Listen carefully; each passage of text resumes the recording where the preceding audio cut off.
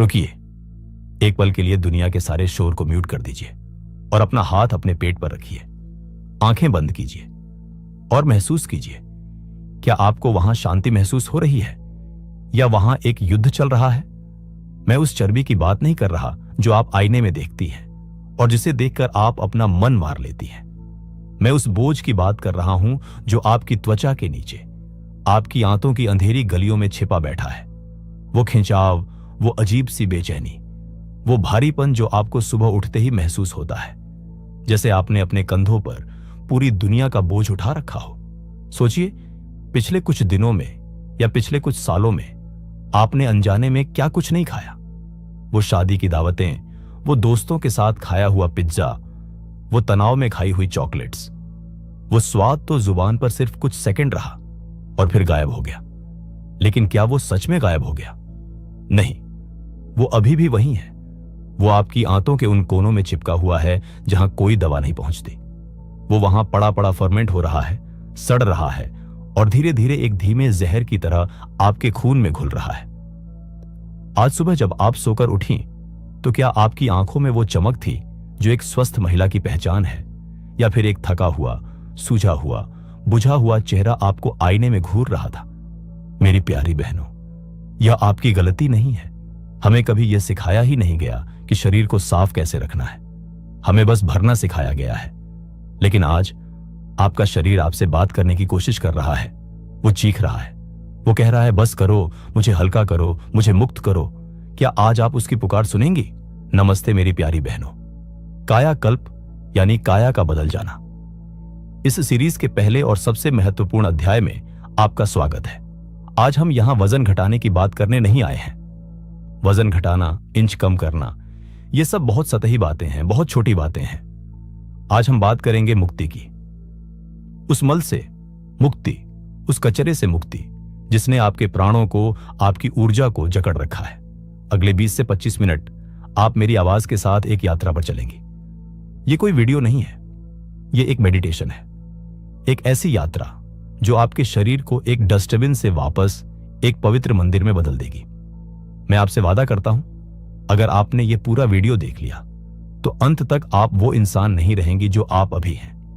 आपकी सोच, आपके शरीर के प्रति आपका नजरिया हमेशा के लिए बदल जाएगा। अक्सर मेरे पास बहनें आती हैं, उनकी आंखों में एक अजीब सी मायूसी होती है। वो कहती हैं कि भैया, हम थक चुके हैं। हमने कीटो डाइट की, हमने भूखे रहकर देखा, हमने कड़वी ग्रीन टी पी, हमने जिम में पसीना बहाया। वजन थोड़ा कम होता है, पर जैसे ही हम नॉर्मल जिंदगी में आते हैं, शरीर गुब्बारे की तरह फिर फूल जाता है। आखिर कमी कहां है? जानते हैं कमी कहां है? कमी डाइट में नहीं, कमी बुनियाद में है। कल्पना कीजिए एक बहती हुई सुंदर नदी की। अगर उस नदी में बहुत सारा प्लास्टिक और कचरा डाल दिया जाए तो क्या होगा? उसका बहाव रुक जाएगा, पानी गंदा हो जाएगा, सड़ने लगेगा। ठीक यही हाल आज आपके शरीर का है। आप ऊपर से बादाम और अखरोट डाल रही हैं, आप महंगे विटामिन खा रही हैं, आप प्रोटीन शेक पी रही हैं, लेकिन अंदर का बहाव रुका हुआ है।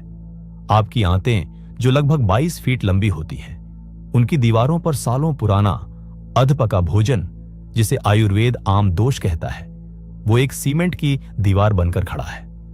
जब तक ये दीवार नहीं टूटेगी, दुनिया का कोई भी अमृत आपके शरीर को नहीं लगेगा। वो बादाम भी अंदर जाकर कचरा बन जाएगा। तो आज हम क्या करने वाले हैं? आज हम उस दीवार को तोड़ने जा रहे हैं। आज हम शरीर के रीसेट बटन को दबाने जा रहे हैं। और इसके लिए हमें किसी जादू की नहीं, बल्कि उस विज्ञान की जरूरत है जिसे आज मॉडर्न साइंस भी झुककर सलाम करती है। क्या आपने ऑटोफैजी का नाम सुना है?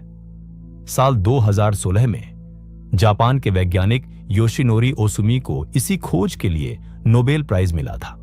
उन्होंने दुनिया को बताया कि हमारे शरीर के अंदर एक डॉक्टर बैठा है, एक ऐसा सिस्टम है कि अगर उसे मौका दिया जाए तो शरीर अपने ही अंदर के कचरे को, मरे हुए सेल्स को और टॉक्सिन्स को खाकर खत्म कर देता है। हमारे आर्षियों ने हजारों साल पहले इसे लंघन कहा था, लेकिन यह शक्ति आज सो रही है क्योंकि हम इसे जागने का मौका ही नहीं देते। हम हर 2 घंटे में कुछ न कुछ खाते रहते हैं। पाचन तंत्र को कभी आराम मिलता ही नहीं। आज हम उस सोई हुई शक्ति को जगाएंगे। आज हम आपके शरीर को गट रेस्ट मोड में डालेंगे। इस शुद्धि महायज्ञ की शुरुआत कल सुबह के सूरज के साथ होगी। जब आप कल सुबह सोकर उठेंगी तो सबसे पहले हमें उस रुके हुए प्रवाह को, उस सूखी हुई नदी को फिर से बहाना है। इसके लिए आपको तैयार करना है उष्णोदक। अब बहुत ध्यान से सुनिए, क्योंकि 99% लोग इसे गलत बनाते हैं। वो बस पानी गर्म करते हैं और पी लेते हैं। आयुर्वेद में गर्म पानी और उष्णोदक में जमीन आसमान का फर्क है। आपको एक पतीले में लगभग 1 से 1.25 लीटर पानी लेना है। उसे गैस पर रखना है और उबालना शुरू करना है। जब पानी उबलने लगे तो उसे बंद नहीं करना, उसे उबलने दीजिए। उसे तब तक उबलने दीजिए जब तक कि वो घटकर लगभग 3/4 या आधा न रह जाए। सुश्रुत संहिता कहती है कि पानी का अपना एक भार होता है। जब आप उसे उबालकर कम करते हैं तो पानी के अणु टूट जाते हैं। वो पानी स्वभाव में सूक्ष्म यानी बहुत बारीक और हल्का हो जाता है। इसमें अग्नि तत्व आ जाता है। साधारण पानी आपकी कोशिकाओं के अंदर नहीं जा पाता, लेकिन यह उष्णोदक इतना बारीक है कि यह आपकी आंतों के सबसे छोटे छिद्रों में घुसकर वहां छिपी हुई बरसों पुरानी गंदगी को खुरचकर पिघलाकर बाहर निकाल लाता है। यह पानी नहीं, यह दवा है। अब पानी तैयार है, हल्का गुनगुना है, लेकिन इसे पीना कैसे है? यहीं पर वो गलती होती है जिसकी वजह से आपका पेट साफ नहीं होता। आप किचन में खड़े खड़े या सोफे पर बैठकर पानी पीती हैं। साइंस कहता है कि जब आप कुर्सी पर बैठती हैं तो आपकी आंतें, विशेषकर आपका मलाशय, एक मोड़ बनाता है। जैसे पानी के पाइप को मोड़ दिया गया हो, ऐसे में गंदगी बाहर नहीं आ पाती। आपको जमीन पर उकड़ू बैठना है, जिसे भारतीय संस्कृति में मलासन कहते हैं। शायद आपको यह अजीब लगे, लेकिन साल 2003 में digestive disease and sciences journal में डॉडोव-सिकिरोव ने एक बहुत बड़ी रिसर्च की थी। उन्होंने साबित किया कि जब इंसान मलासन में बैठता है तो उसका एनोरेक्टल एंगल एकदम सीधा हो जाता है। इस मुद्रा में बैठकर जब आप वह जादुई उष्णोदक घूंट घूंट करके पीती हैं तो 2 चीजें होती हैं। 1, गर्म पानी गंदगी को पिघलाता है। 2, मलासन का दबाव और गुरुत्वाकर्षण उसे नीचे धकेलता है। सिर्फ 5 से 10 मिनट के अंदर आपको अपने पेट में एक हलचल महसूस होगी। वो सालों पुराना अवरोध अपनी जगह छोड़ने लगेगा। आप महसूस करेंगे कि आपके अंदर से कुछ ऐसा बाहर निकल गया है जो आपको बीमार बना रहा था, जो आपको भारी बना रहा था। अगर आपके घुटनों में दर्द है तो चिंता न करें। आप कुर्सी पर बैठें, लेकिन पैरों के नीचे एक स्टूल रख लें और अपनी छाती को घुटनों से लगाने की कोशिश करें। मकसद पेट पर दबाव बनाना है। अब जब सफाई शुरू हो गई है तो पेट को आराम देना जरूरी है। अक्सर लोग डिटॉक्स के नाम पर भूखे रहते हैं। यह गलती हमें नहीं करनी। अगर आप भूखी रहेंगी तो शरीर सर्वाइवल मोड में चला जाएगा और फैट को और कस के पकड़ लेगा। हमें शरीर को भूखा नहीं रखना, बस उसे काम से छुट्टी देनी है। इसलिए आज हम अन्न का त्याग करेंगे। गेहूं की रोटी, मैदा, ब्रेड, बिस्कुट या भारी दालें जैसे राजमा या छोले आज के लिए वर्जित हैं, क्योंकि गेहूं को पचने में 18 घंटे लगते हैं। अगर आज भी शरीर पचाने में ही लगा रहा तो सफाई कब करेगा? तो आज हम खाएंगे मूंग दाल की पतली खिचड़ी। मूंग दाल सुपाच्य होती है, हल्की होती है। लेकिन रुकिए, ये खिचड़ी अभी अधूरी है। ये सिर्फ खाना है। इसे दवा बनाने के लिए इसमें एक संजीवनी मिलानी होगी। जब खिचड़ी पक जाए और आप उसे थाली में परोस लें तो उसके ऊपर से डालना है 1 चम्मच कच्चा देसी घी। मैं जानता हूं, यह सुनते ही आपके दिमाग में एक डर आया होगा कि घी से फैट बढ़ेगा। मेरी बहनों, यह वो झूठ है जो मार्केट ने आपको बेचा है। आज मैं आपको साइंस का सच बताता हूं। Polish journal of food and nutrition sciences की एक बहुत प्रसिद्ध स्टडी है। वो कहती है कि घी में ब्यूटेरिक एसिड होता है। हमारे शरीर की आंतों की जो दीवारें हैं वो इसी एसिड से बनी होती हैं। जब हम घी खाते हैं तो यह हमारी आंतों की सूजन को शांत करता है। सोचिए, आपकी आंतों में गंदगी सूखकर पपड़ी बन गई है। अगर हम उसे जबरदस्ती खुरचेंगे तो घाव हो जाएगा। हमें वहां चिकनाई चाहिए। घी वहीं चिकनाई है। यह उस सूखे हुए मल को नरम करेगा ताकि वो फिसलकर शरीर से बाहर निकल जाए। तो आज घी को दुश्मन नहीं, दोस्त मानकर खाएं। बस याद रहे, घी को जलाना नहीं है, उसे ऊपर से कच्चा डालना है। और खाने का एक नियम आज आपको मानना पड़ेगा, माइंडफुल ईटिंग। आज खाते वक्त टीवी बंद रहेगा, फोन दूसरे कमरे में रहेगा। आज आप हैं और आपका भोजन है। खिचड़ी को मुंह में डालिए और उसे चबाइए। खिचड़ी तो वैसे ही नरम है, फिर भी चबाइए, इतना चबाएं कि वो मुंह में ही पानी बन जाए। आयुर्वेद का एक बहुत सुंदर नियम है, ठोस को पियो और तरल को खाओ। जब आप इस तरह भोजन करेंगे तो आपका दिमाग आपके पेट को सही सिग्नल भेजेगा और पाचन अमृत जैसा होगा। भोजन के बाद क्या करना है? बचपन से हमारी आदत है, खाना खत्म हुआ नहीं कि गट गट करके पूरा गिलास पानी पी लिया। यही हम मात खा जाते हैं।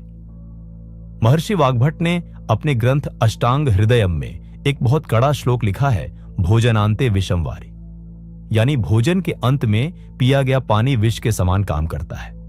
क्योंकि जब आप खाना खाती हैं तो आपके पेट में एक आग जलती है, जठराग्नि, जो खाने को पचाती है, जैसे चूल्हे पर खाना पकता है। अब अगर आप जलते हुए चूल्हे पर एक बाल्टी पानी डाल देंगी तो आग बुझ जाएगी, धुआं निकलेगा, खाना पकेगा नहीं, सड़ेगा।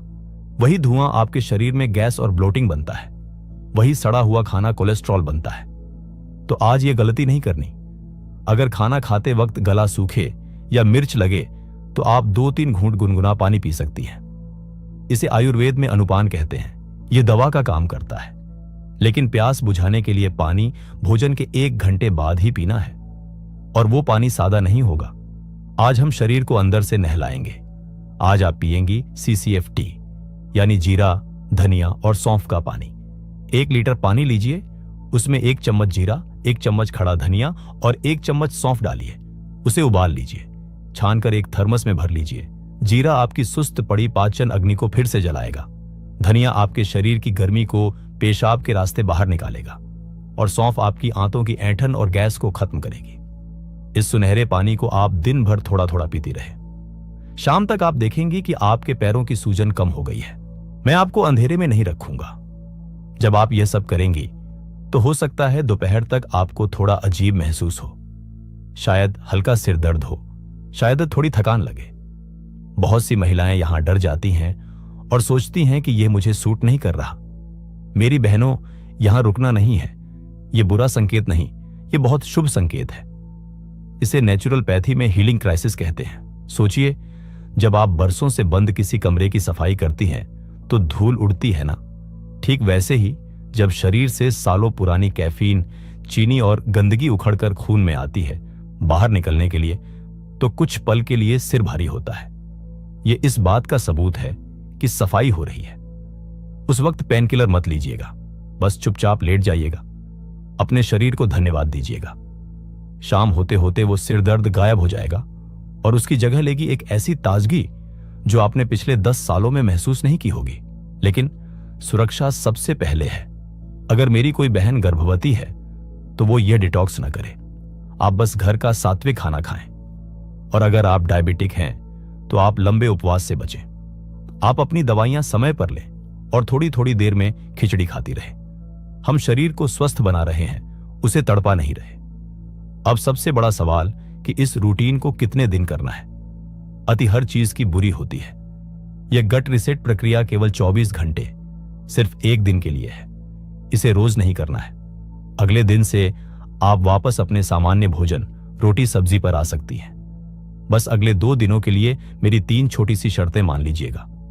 पहली, चीनी बिल्कुल बंद, क्योंकि चीनी शरीर में सूजन लाती है। दूसरी, तला भुना बंद, ताकि लिवर को आराम मिले। और तीसरी, सूर्यास्त के बाद हल्का भोजन, रात का खाना 7:30 बजे तक खा लें। जब आप इस 1 दिन की तपस्या को पूरा करके अगली सुबह उठेंगी तो आईने के सामने जाइएगा, अपनी आंखों में देखिएगा। आपको वो पीलापन नहीं, एक तेज दिखाई देगा। अपना पेट छूकर देखिएगा, वो पत्थर जैसा सख्त नहीं, मक्खन जैसा नरम होगा। आपका मन एक गहरी शांति से भरा होगा। आपको महसूस होगा कि आप अपने शरीर की मालकिन हैं, गुलाम नहीं। लेकिन मेरी बहनों, कहानी अभी खत्म नहीं हुई है। ध्यान से सुनिए, क्योंकि यह सबसे जरूरी बात है। आज हमने सफाई की है, हमने शरीर का कचरा निकाला है, लेकिन सफाई करने से वजन कम नहीं होता। सफाई करने से सिर्फ रुकावट हटती है। गाड़ी की सर्विसिंग हो गई, लेकिन इंजन अभी भी बंद पड़ा है। वो मेटाबॉलिज्म, वो फैट बर्निंग इंजन अभी स्टार्ट होना बाकी है। अगर हमने उसे स्टार्ट नहीं किया तो कुछ दिनों में फिर से कचरा जमा हो जाएगा। तो इस इंजन को स्टार्ट कैसे करना है? बिना जिम जाए, बिना दौड़े भागे अपनी नाभि और सूर्य की ऊर्जा से जिद्दी चर्बी को मक्खन की तरह कैसे पिघलाना है। और सबसे बड़ी बात, डाइट इंडस्ट्री का वो कौन सा सफेद झूठ है जिसे सलाहत के नाम पर आपको परोसा जा रहा है। जी हां, आपको बताया गया है कि सलाद खाने से वजन कम होता है, लेकिन मैं कहता हूं और आयुर्वेद कहता है कि गलत समय पर खाया गया कच्चा सलाद आपको अंदर से गुब्बारे की तरह फुला रहा है। यह कैसे हो रहा है और सलाद खाने का सही तरीका क्या है, यह ब्रह्मांडीय रहस्य मैं इस सीरीज के अगले वीडियो में सोमवार को खोलूंगा। वो वीडियो आपकी बरसों पुरानी धारणाओं को, आपके सारे भ्रम को तोड़कर रख देगा। तो अगर आप नहीं चाहती कि आपकी आज की मेहनत बेकार जाए, तो अभी इसी वक्त चैनल को सब्सक्राइब कर लें और वो बेल आइकॉन दबा दें। और अगर आपने मन बना लिया है कि हां, मैं बदल कर रहूंगी, तो नीचे कमेंट में एक शपथ लीजिए, लिखिए Day 1 एक्सेप्टेड। मैं देखना चाहता हूं कि मेरी कौन सी बहनें सच में अपनी जिंदगी बदलने के लिए तैयार हैं। आप साधारण नहीं हैं, आप एक रानी हैं। अपने मंदिर का सम्मान करें। मिलते हैं सोमवार को उस बड़े खुलासे के साथ। नमस्ते।